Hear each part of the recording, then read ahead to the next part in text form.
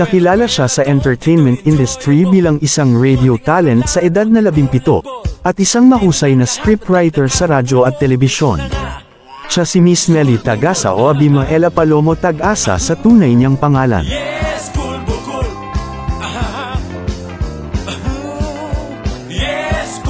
Tunghayan natin ang makulay na kwento ng buhay ni Miss Mely Tag-asa o Miss Tapia, at ang pagbubunyag ng kanyang madilim na nakaraan, at ang natatanging sekreto ng kanyang pagbabagong buhay, magmula nang makilala niya si Jesucristo noong July 29, 1989.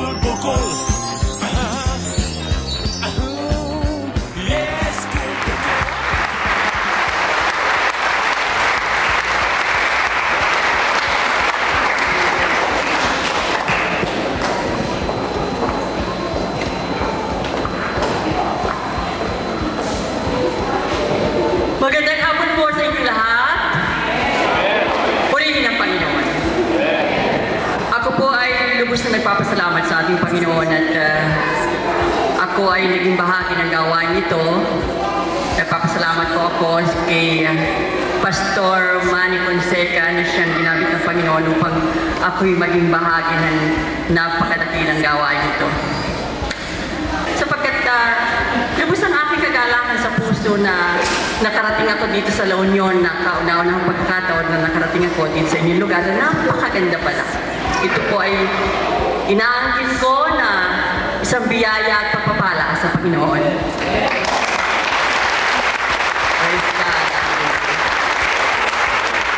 At nais ko rin pong samantalahin ang pagkakataon ito upang pasalamatan ang mag-asawang nagpala sa akin.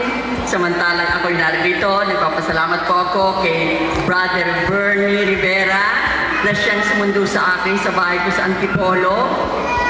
At sila mag-asawa na siya ang aking tinutuluyan ngayon. Tunay po na talagang napakasarap ang umakyat sa isang tahanan ng mga tunay na Kristiyano. Sapagkat nadarama mo ang gala, ang kapayapaan, ang ganda at nadarama mo na sa tahanan yon ng isang tunay na Kristiyano ay naroon ng tunay na pag-ibig na nagbubuhat sa ating Panginoong Jesucristo. Alam po ninyo, ninenervous ako nung mabasa ko itong program na ako'y siyang guest speaker. Sabi ko nga kay Pastor, hindi naman ako pastor. Hindi naman ako talagang nagsasalita sa mga kongregasyon. Ang lagi ko lamang pong papel ay ang ako ay mag-testimony. Ang i-share ko ang aking naging karumal-dumal na buhay. Tunay po. Na kapag narinig ninyo ang aking kasaysayan, ang aking patotoo, sasabihin po ninyo na tunay nga palang karumal-dumal ang naging buhay ni Miss Tapia. Alam po ninyo, hindi ko pwedeng ipagmalaki ang aking naging buhay bago ako lubusang nagbalik loob sa ating Panginoon. Ang aking ipinagmamalaki at ako'y nagkakaroon ng lubos na kagalakan kapag ako'y tumatayo rito sa lugar nito sa inyong harapan na nagpapahayag ng aking patotoo, sapagkat ako ay nagpapasalamat na ang aking buhay na kay tagal na panahon na winasak ng diabo, ngunit sa pamamagitan ng kanyang pag-ibig, sa pamamagitan ng ating Panginoong Jesucristo, ang karumal-dumal kong buhay ay hinugasan ng mahal na dugo ni Jesus. At ako ay narito ngayon sa inyong harapan na isang tunay na anak ng Diyos. Praise God. Alam po ninyo, tunay po na hindi magaan sa akin ang magpatotoo. By the grace of God, sa biyaya lamang po ng Panginoon, kaya ako nagkakaroon ng lakas ng loob na isalaysay kung paano sinira ng diablo ang aking buhay. At nais ko pong i-share sa inyo ang mga salitang ito na naging makatotohanan sa aking buhay, sa mga naganap sa aking buhay. I-share ko po ang salita nito mula sa banal na aklat, mula ho sa 1 Pedro. Naintindihan po ba ninyong lahat ang Tagalog? Salamat sa Panginoon dahil po ako hindi marunong mag-Ilocano at hindi rin naman po ako magaling mag-English. Kaya mag-uusap tayo sa pamamagitan ng Tagalog. Hallelujah! Ay nakalaan sa inyo doon sa langit sapagkat kayo'y sumampalataya. Iingatan kayo ng kapangyarihan ng Diyos samantalang hinihintay ninyo ang kaligtasang nakalaan, ihayag sa katapusan ng panahon. Praise God, pagpalain ang mga salitang nabasa ko. Alam po ninyo, ako po ay isinilang nagbuhat sa isang relihiyosong pamilya. At sa naganap sa aking buhay ay napatunayan ko na ang relihiyon ay hindi daan para ang isang tao ay maligtas. Ako nga po ay sinilang sa isang relihiyosong pamilya. Ang akin pong lolo ay isang pastor ng Metodista. Nang kami mga bata pa, ang aking ama ay nagtuturo ng Biblia. Ngunit sa naganap sa aking buhay, mapapatunayan niyong hindi naging dahilan yon para ako'y lubusang lumakad sa matuwid na landas ng naaayon sa kalooban ng Panginoon. Matagal po akong tumalikod sa Diyos. 18 taon ng gulang ako nang ako'y tumalikod sa Diyos at ang dahilan nang ako'y madapa sa ngalan ng pag-ibig. Alam po ninyo, tunay po na hindi ko lamang tinalikuran ng Diyos, pati ang kanyang salita ay tinalikuran ko. Kaya nga po noong ako ay kasalukuyang ang school bukol po ay talagang tanyag na tanyag noon, marami pong nagtangkang lumapit sa akin at i-share ang salita ng Panginoon. Subalit nilalait ko po at kuminsan ay minumura ko pa.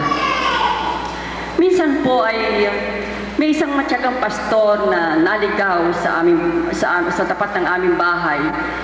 At nang siya'y kumatok, hindi na po ako makatanggi sapagkat naririyan na siya sa gate ng tahanan ko. At nung po ay sikat na sikat ang school bukol, ayaw ko namang mawalan ako ng fans. At baka sabihin ito palang si Miss Tapia ay bastos. So pinatuloy ko po itong pastor na ito, may kasama siyang 2 elders. Pag-upo po ng pastor na ito, ang unang itinanong sa akin na ito, Miss Tapia, kung sakaling mamatay ka ngayong gabi, saan ka pupunta? Nagtawanan kayo dahil karanasan din ninyo mga katanungan ito. Ano ho? Nag-init ang ulo ko. Dahil ho ng mga panahong yon, takot na takot ho ako sa salitang kamatayan. Huwag na huwag babanggitin sa akin ang salitang kamatayan dahil natatakot ako. So, dahil na ako isang artista, kahit na ako'y galit, nakakangiti pa rin ako ng matamis at nakakapag-usap pa rin ako ng matino dahil marunong naman ako umarte. Sinagot ko yung pastor. Ang sabi ko, sa langit. Taas noong sinabi kong sa langit ako pupunta. Nagtanong na naman po yung pastor, bakit naman nyo na sigurong sa langit? Ay, nako. Nagwala na po ang espiritong dinadala ko noon. Alam niyo na kung anong espiritu. Ang sabi ko, yan ang hirap sa inyong mga born again. Sa inyong mga Kristiyano, napaka-ipokrito ninyo. Para bang kayo lamang ang maliligtas? Para bang kayo lamang ang pupunta sa langit? Para bang kayo lamang ang anak ng Diyos? Ako rin anak ng Diyos. At alam ko, sabi ko, ako, dati protestante ako, metodista ako. Dahil pagkatapos ho ng mag-metodista ako, lahat ho yata ng klase ng relihiyon ay pinasok ko. Kaya sinasabi ko sa inyo, wala sa relihiyon ang kaligtasan ng tao. Dahil karanasan ko yan eh. Nagpapabinyag pa po ako sa relihiyon. Pero hindi na ako naligtas. So, ang sabi nila, bakit? Sabi ko, dahil ang Diyos ay pag-ibig. Alam ko yan. Nabasa ko sa Biblia, God is love. At dahil iniibig niya ako, iniibig ko siya. Hindi niya ako hayaang pumunta sa impyerno. Nagkatinginan na lang ho yung pastor at yung mga elders. At nang ako ipagdarasal nila, sabi ko, wag na. Marunong naman ako magdasal sa sarili ko, marunong naman ako tumawag sa Diyos, lalo na nga kung wala akong pera at wala akong pelikula at hindi ko na kaya ang problema ko, hindi ba sa Diyos lang ako tumatawag. Kaya pabayaan na ninyo ako at ako'y nagmamadali, may shooting pa ako, may taping, puro kasinungalingan. Umalis po yung pastor na susukot-sukot. Pero alam ko ang pastor na yun ay hindi nagtigil ng pagdarasal para ako'y maagaw sa impyerno. At tunay po na mga panahon yon, ako po ay sinungaling. Napakasinungaling ko. Dahil nga po ang aking ama ay ama ng kasinungalingan. Isa pong katotohanan sinasabi ko na ang Diyos ay pag-ibig. Iniibig ko ang Diyos at iniibig niya ako. May takot ako sa Diyos. Yun po ay isang kasinungalingan. Sapagkat sa loob ng mahabang panahon, ako ay nasa buhay ng kadiliman.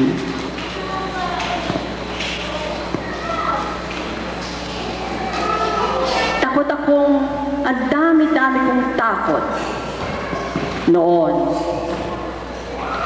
Takot akong mawala ng pelikula, mawala ng TV show, mawala ng pera, mawala ng mga kaibigan, mawala ng tahanan, iba't ibang klaseng takot ang nasa akin.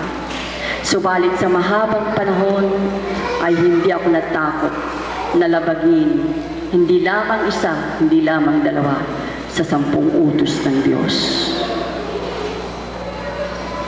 For 32 years, sa loob po ng 32 taon, ay nasa bondage ako ng adultery.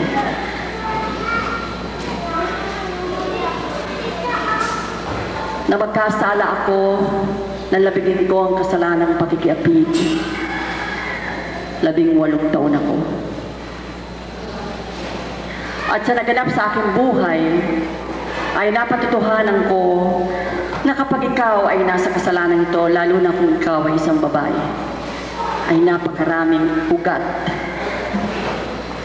na tumutubo para maragdagan ang iyong kasalanan. Hindi lamang ako nakiapid. Hindi lamang ang kasalanang pakikiapid ang aking nagawa. Pagkat kapag nasa kasalanan ito, ikaw, ako, ay naging isa ring magnanakaw. Kapag ikaw ay nakikiapid, nagnanakaw ka ng kapayapaan, ng kaligayahan, ng katahimikan, ng isang tahanan. At hindi lamang yun. Ako ay pumatay pa rin. Kapag ikaw ay nasa sitwasyon ito, ay may mga pagdadalang tao na hindi mo matanggap sapagkat napakaguluho ng buhay ng isang other woman. Ako'y nagkasala ng kasalanang pagpatay sa pamamagitan ng abortion. Hindi lamang minsan, 2 beses akong pumatay. Hindi lamang po yun ang kasalanan ginawa ko. Ako ay sumamba pa rin sa Diyos-Diyosan. Nag-iba ako ng relihiyon at ang akala ko, yung paglalagay ko ng kung ano-ano ribulto sa aking tahanan ay makakatulong sa akin. At napakahabang panahon na ako ay nasa bondage ng fortune telling. Hindi lamang po 20 taon na ipinagkatiwala ko ang buhay ko sa mga manghuhula. 18 taon ako na lubusan akong tumalikod sa Diyos at sa pagtalikod kong ito, ang buhay ko ay inyasa ko sa mga manghuhula. Hindi ho ako nagpapasya, hindi ako nagdidesisyon kung hindi ako lumalapit sa manghuhula. At dahil nga ho, sa lubos ng pagtitiwala ko sa manghuhula, kung ano-ano pong espiritu ang pinakilala sa akin. Ang sabi sa akin ng manghuhula, kaya daw ako sinuswerte, kaya daw ako nagkakapangalan, ay dahil sa may nag-aalaga sa aking 2 duwende. totoo po. At ginamit ng diablo ang 2 duwende nito para lubusan akong tumalikod sa Diyos.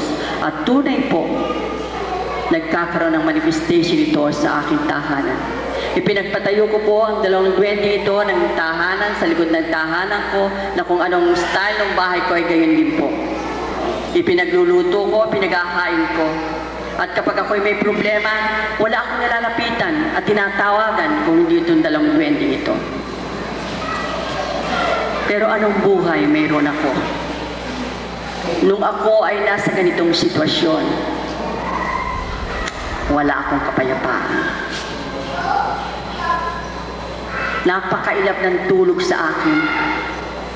Kailangan pa hong uminom ako ng mga sleeping pills bago ako makatulog. Kailangan pa hong uminom ako ng mga 5 boteng beer o 3 kupitang margarita para ako makatulog. At pagkagising ko ng umaga, mainit ang aking ulo. Kung magmura po ako ay parang litanya. Yun ho bang sunod-sunod na mura? Ang aking mga anak, kapag ako'y nalaman ng gising, magkakantado na po ng pintuan ng kanilang kwarto. Dahil ang unang tamaan ko ng aking mga mata at mapag-initan ko, kawawa.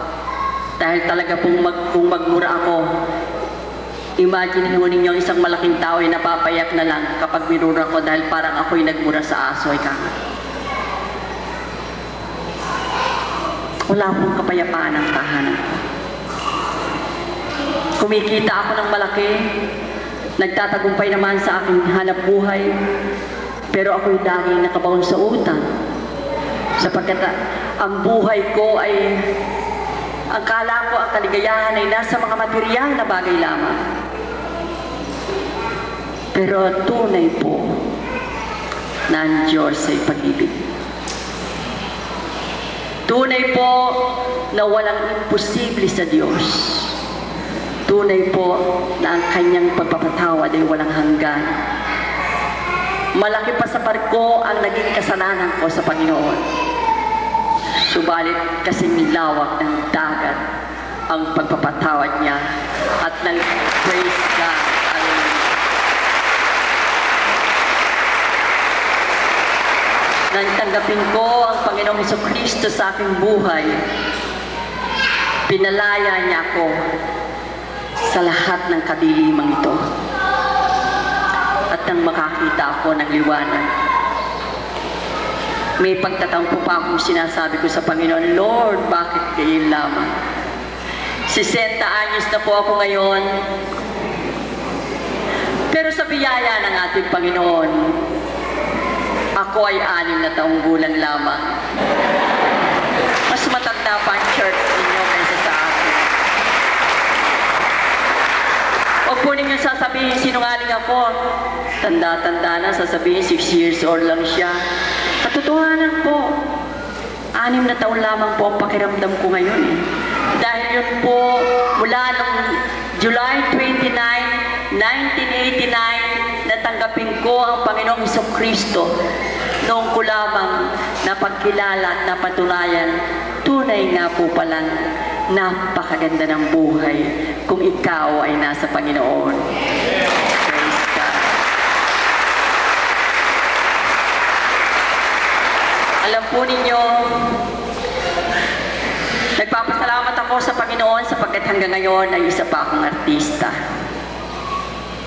Sa biyaya rin niya, kaya ako alam ko na ako hindi pa rin nawawala ng project sa edad kong ito. Pero alam po ninyo kung ano ang labis na nagbibigay ng kagalakan sa akin at para sa akin ay siyang pangunahing dapat kong pangunahing gawain ko sa buhay kong ito na ngayon ay ako'y 6 na taong gulang lamang.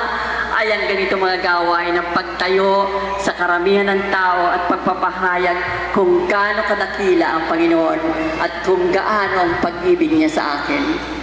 Praise God, hallelujah. Pero alam po ba ninyo na napakatagal bago ko sumuko sa Panginoon? Ang akin pong anak, siguro po kilala ninyo, si Gina Marisa Tagasa, isang writer po.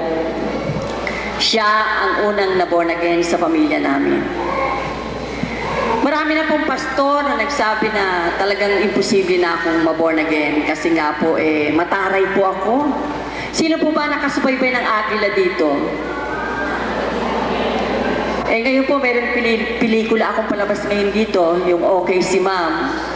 Baka naman po may sample kayo, sabihin nyo, si Meli Tagasa o si Miss Tapia born again na, bakit ganito kasungit dito sa pelikulang ito? Masungit po ako sa Okay Si Ma'am. Pero wag po kayo mag-alala, arte lamang po ito. Ito pong nakatayo sa harapan ninyo ngayon, ang siyang inyong tunay na kapatid, sapagkat kapatid nyo kay Kristo. Praise God, hallelujah. Kukwento ko po sa inyo kung paano ako na born again. So, na siya born again ay saka lamang nagtapat ang binatang ito. Pagkaraan po ng isang buwan ay sila'y napakasal na. Praise God. At salamat sa Panginoon sapagkat ito nga pong lalaking ito ay manugang ko na. At nang ang aking anak ay maborn again na, nakita niya ang magulo at maling pamumuhay ko.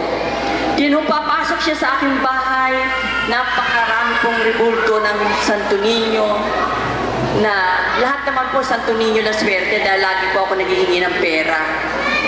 Lagi ako kung ano ng mga material na binibigay, na hinihingi ko, kaya po lagi ko pong sinusuhulan itong mga rebulto ko ng pera.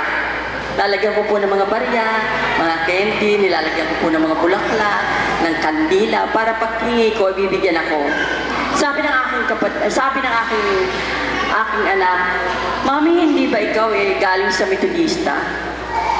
At alam mo, nakasulat sa Biblia na ang pagsamba sa Diyos ay tunay na karumal-dumal sa Diyos. Basahin mo ang Exodo, sabi niya, verse 4, at naroon makikita mo ng kamalian mga ginagawa mo. Sasabihin ko, na born again ka lang, kung ano-ano ng kalokohan ng mga sinasabi mo. Puro kapaliwan niya sinasabi mo. Yung Biblia, sabi ko, hindi na totoo yan. Yan ay kitagal-tagal na sinulat yan at tao lamang ang sumulat yan. Sarado ang isip ko. Pag siya pumunta sa aking bakuran, siyempre ang kanyang espiritu ay iba na ang dala, ibang espiritu na ang kanyang dala-dala. Kaya pag punta niya sa bakuran ko, dahil nga ako may bahay ang duwende sa loob ng aking bakuran, sasabihin niya, Mami, may diablo sa loob ng bakuran natin. Hindi pa rin ako naniniwala. Hanggang sa isang araw ay umupo siya, ano ba ang ginagawa sa buhay mo? Yang paniniwala mo at patitiwala sa mga duwende, yung pagnunubina mo halos araw-araw, yung pagsamba mo sa Diyos-Diyosan, ano ba ang ginagawa sa buhay mo? Wala kang peace. Ang gulo-gulo ng buhay natin.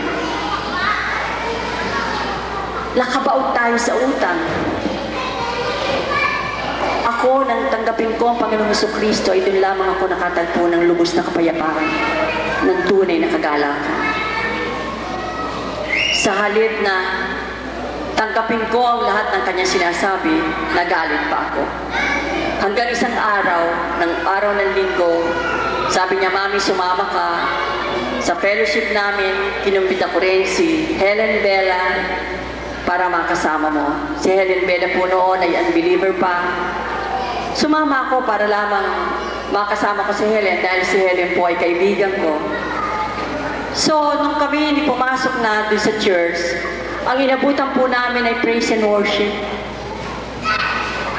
Ang sama po ng dating sa hindi Kristiyano ng praise and worship, parang tingin ko yung mga sirang ulo ng mga nagkakantahan at nagsasayawan.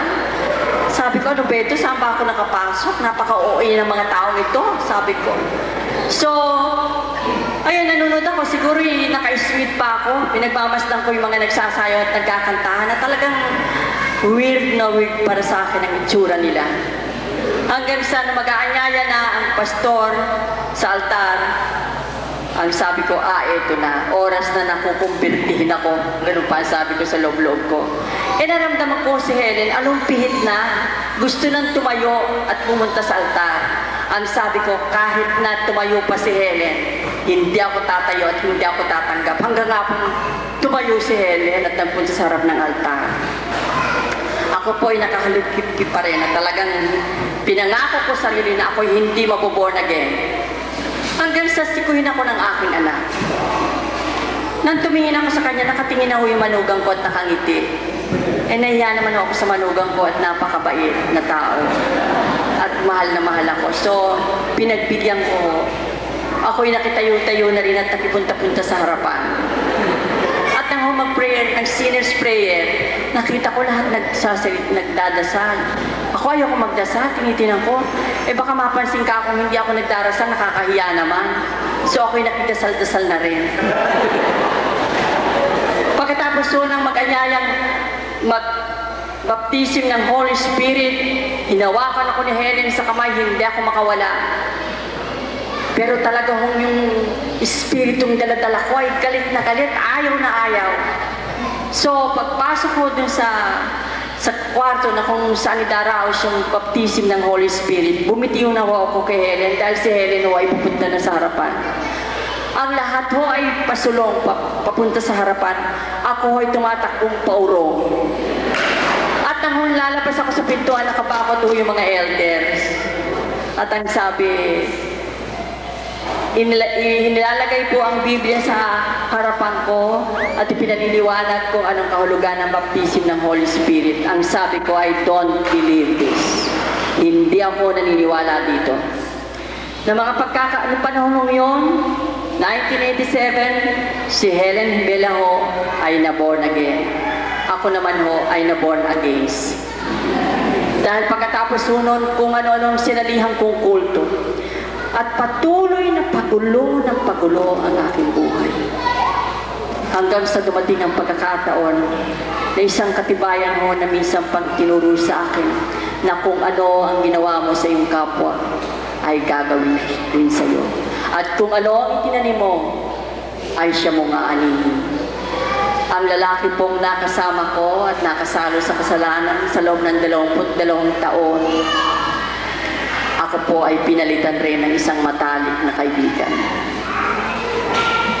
Dumating po sa aking buhay ang lubos na galit na kung maaari lamang ay pumatay pagkatapos ay magpakamatay sapagkat parang hindi makayanan ng puso ko ang krisis nito sa aking buhay. Hindi ako natutulog. Matatapos ako ng aking shooting ng taping alas 2. Pupunta ako sa mga sing-along pub, sa disco, kasama ko mga kaibigan kong bakla. Wala pong kapayapaan ang aking buhay. Yun pong inaakala kong siyang pinakamabigat na krisis na dumating sa aking buhay. Nang magbalik loob po ako sa Diyos ay nakilala kong yun ang pinakamagandang bagay na naganap sa aking buhay sapagkat yung po sandaling nakalaya ako sa kasalanang pakikiapi. Praise God. Tunay po na ang Diyos ay pag-ibig. Patuloy niya tayo inibig sa kabila ng ating mga kasalanan. Ako'y patuloy niyang inibig sa kabila ng aking mga kasalanan. At salamat sa Kanya sapagkat hindi lubusan naging matigas ang aking puso. Sapagkat tinanggap ko ang Panginoong Jesucristo sa aking buhay noong July 29, 1989. Kaya nga po, ngayon ay 6 na taong gulang lamang ako. Nothing is impossible with the Lord.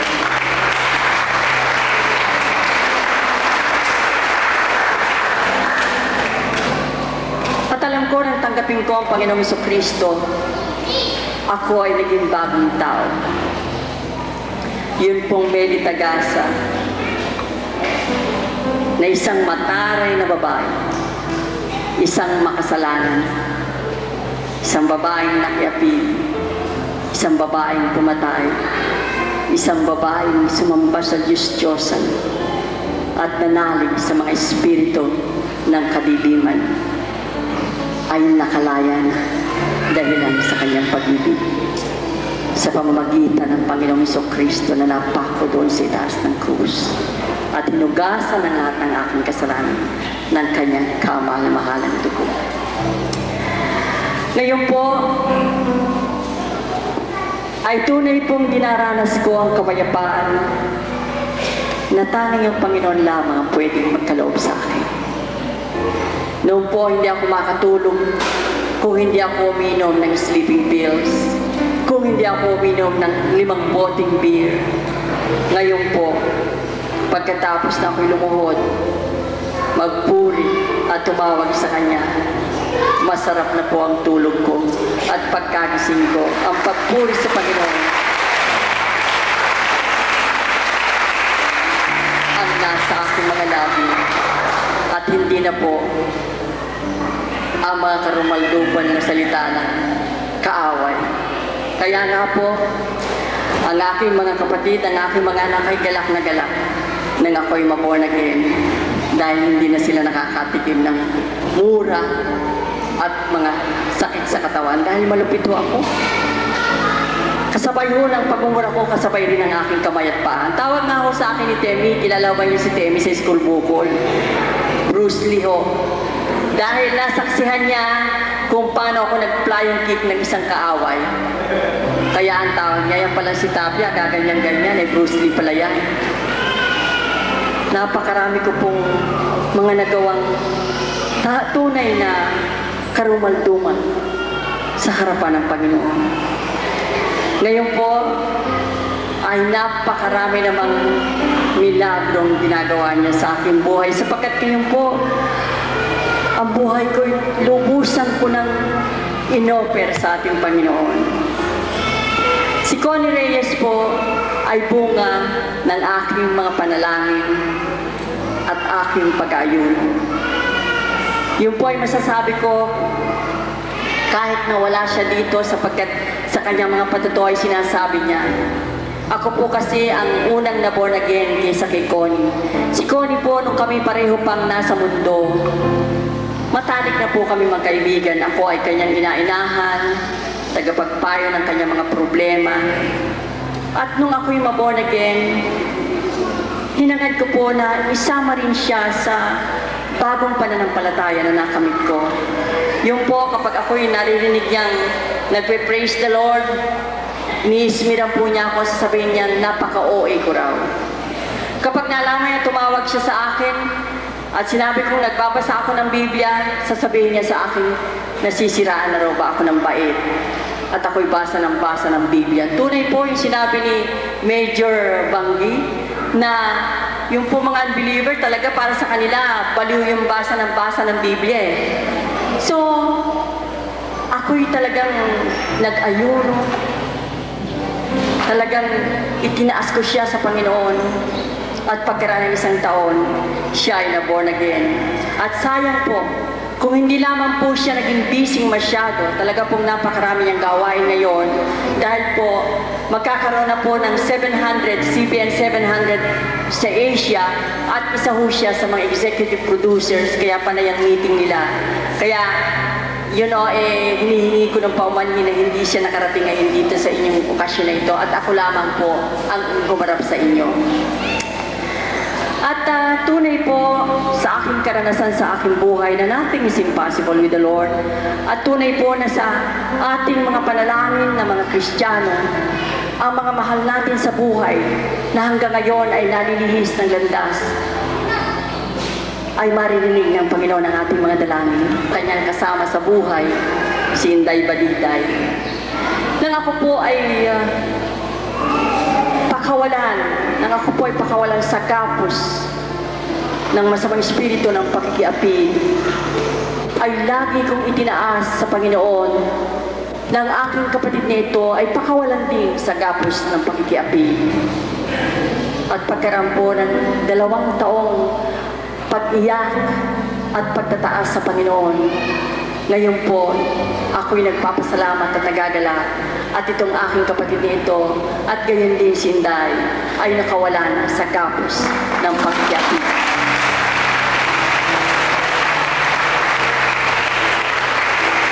Kaya nga po na mangyari ito, si Connie po ang saksi na ito'y iniyak ko sa Panginoon. Sabi niya sa akin, answered prayer ka, Ten. Alam po niya na ipinagdarasal ko. Kaya nga po nang minsan sabihin ni Inday Badiday sa TV, nang tanungin siya na I fall out of love. nawala ang pag-ibig niya sa aking kapatid, nagpuri ako sa Panginoon. At isa pang katibayan ng ating panalangin ay dinidinig ng Panginoon. Sapagkat kung hindi nalis ng Panginoon, ang pag-ibig na yon ay hindi sila magkakahiwalay ng aking kapatid at hindi mawawala yung espiritu ng pakikiapid sa kanilang buhay. Sinishare ko po sa inyo ito, hindi para ito po naman ay laman ng dyaryo, laman ng mga tabloid. Nais ko pong i-share sa inyo at patunayan sa inyo kung gaano kalaki ang kapangyarihan ng panalangin sa buhay natin mga Kristiyano. Tunay po na ang panalangin ay naririnig ng ating Panginoon. Basta ito'y kalululhati ng kanyang pangalan. At hindi ko po sinasabi na nang ako ay maborn again, ay nawala na sa akin ang problema. Nawala na ako sa krisis. May mga krisis pa rin pong dumarating na mabigat sa aking buhay. Pero ang krisis na ito ay lubos kong pinasasalamatan sa Panginoon Diyos sapagkat sa gitna ng krisis ay nakikita po ko pa rin kung gaano ang pag-ibig ng Panginoon sa akin. Hindi niya ako iniiwanan. Yun po ay isang napakalaking biyaya ng Panginoon sa bawat Kristiyano. Praise God.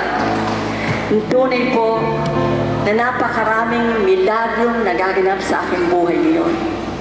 Noon po halos hindi na ako natutulog, nagsusulat po ako. Nagsusulat ako sa TV, sa radyo, sa pelikula. Lumalabas ako sa TV, sa pelikula. Halos hindi na ako natutulog para ako kumita ng pera. Pero ngayon, nang isugo ko ang aking buhay sa Panginoon, kumpleto po ang tulog ko. Hindi na po ako nagkukumamot at hindi na rin po ako nakabaon sa utang. At inilalagay ko na lamang sa kamay ng Panginoon ang lahat ng aking pangangailangan. Kaya po, sa bawat saglit sa aking buhay, wala na akong ginagawa kundi magpasalamat sa Kanya. Yun lamang pong pagkakatigil ko ng kahapon hanggang ngayon dito sa tahanan ng kapatid na Bernie at Naida, ay tunay po labis kong pinasasalamatan sa Panginoon sapagkat napakabuti at napakabait po nila sa akin. Kaya ang dami-dami hong blessing. Ako, mula nang i-commit ko ng lubusan ng buhay ko sa Panginoon, hindi na ako naghihingi sa tao eh. Hindi na ako naghihingi sa aking kapatid o ng aking mga anak sa lahat ng aking pangangailangan. Doon lamang po ako humihingi. At ito po ay patutunayan ko sa aking mga kwento sa inyo. Ako po ay mayroong isang maliit na notebook na sinusulatan ko. Nakasulat po doon, "Nothing is impossible with you, Lord." Ang lahat po ng mga pangangailangan ko na imposible ibigay sa akin ng tao ay doon ko po sinusulat. I-istorya ko po itong isang karanasan ko. Ako po ay matagal lang humihingi ng bagong sasakyan, bagong kotse.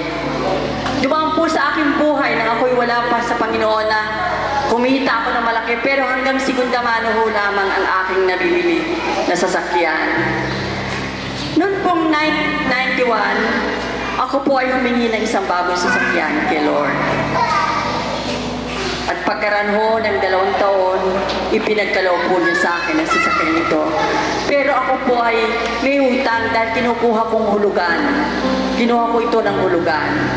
Isang taon ko na akong hinuhulugan, 15,000 ang hulog ko sa isang buwan. Sabi ko, Lord, hindi ko alam kung ganong paraan ang gagawin mo, pero gusto ko nang mabayaran ito sa sasakyan ito. So, noong 1993, sinulat ko sa aking notebook yung aking dalangin na sana nga mabayaran ko nito sa sasakyan ko ito para hindi na ako namumroblema. January 1, 1993, bagong taon mo. February 14, isa akong anak-anakan at kaibigan ang tumawag sa akin para batiin ako ng Happy Valentine's Day. Ang sabi ko sa kanya, meron pa ba tayong ganyan, mga Kristiyano tayo? Alam ko, wala na. Kaya kita pinati kasi kinausap ako ng Panginoon. Sabi niya na may pinabibigay sa iyo para daw hindi ka na namumroblema, sabi niya. Tapos sabi ko, ano yon? Sabi niya sa akin, nakaupo ka ba? Oo, bakit? Kasi baka pag nakatayo ka, himatayin ka. Sabi niya sa akin, ayun. Kasi sabi niya, kinausap ako ni Lord. Ang totoo po, wala akong pinagsasabihan ng kahilingan kong yon, kundi ang Panginoon at yung aking lamang notebook. Ang sabi niya sa akin, kinausap ako ng Panginoon eh. Para daw hindi ka na namang problema. Bayaran ko na raw ng isang taong, yung natitira isang taon ng kotse mo, bayaran ko na raw ng buo. Darating dyan ang mga papeles, baka himatayin ka. Tunay po yung boses ko, yung pagsigaw ko ng praise God, salamat sa Panginoon, ay talaga namang siguro hanggang kanto ng aking bahay ay talagang narinig. At yun po ang isang katibayan na kapag inilagay natin sa kamay ng Panginoon ang lahat ng ating pangangailangan, hindi tayo mabibigo.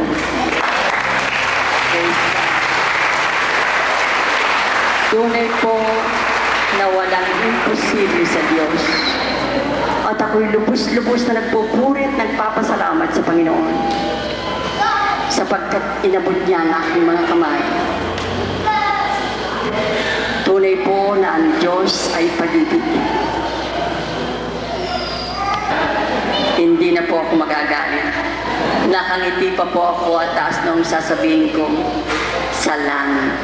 Sapagkat tinanggap ko na ang Panginoong Jesucristo na siyang tanging daan, ang katotohanan at buhay na walang hanggan.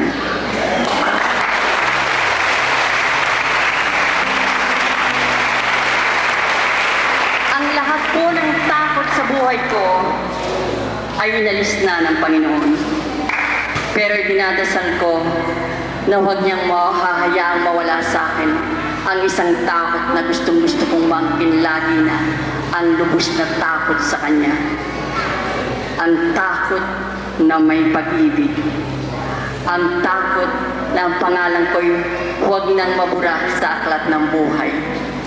Tunay po na ang Diyos ay pag-ibig.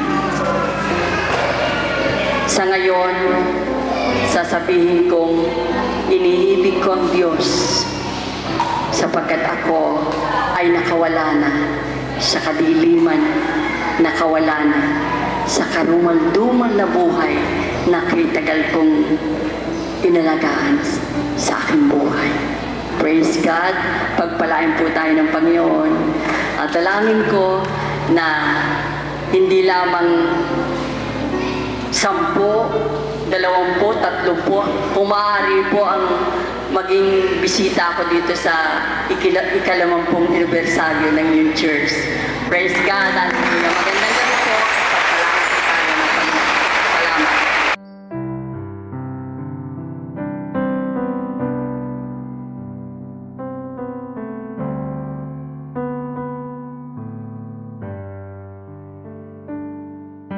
Naway makilala nyo rin ang Panginoong Hesukristo na nagpalaya at nagpabago sa magulong buhay ni Miss Meli Tag-asa o Miss Tapia.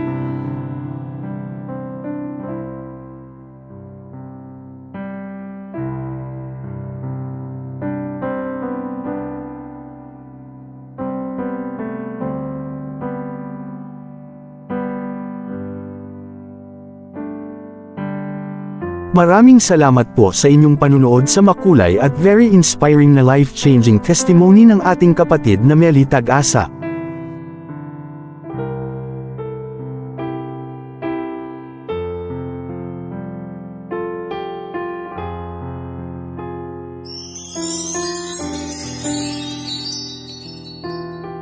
Ang video na ito ay malugod po naming inihahandog sa pamilya ni Sister Meli Tag-asa, sa lahat ng kanyang mga kaibigan sa industriya, at sa bawat niyang taga-suporta magmula 1952 hanggang 2018. Sa Diyos po ang kapurihan magpakailanman. Amen.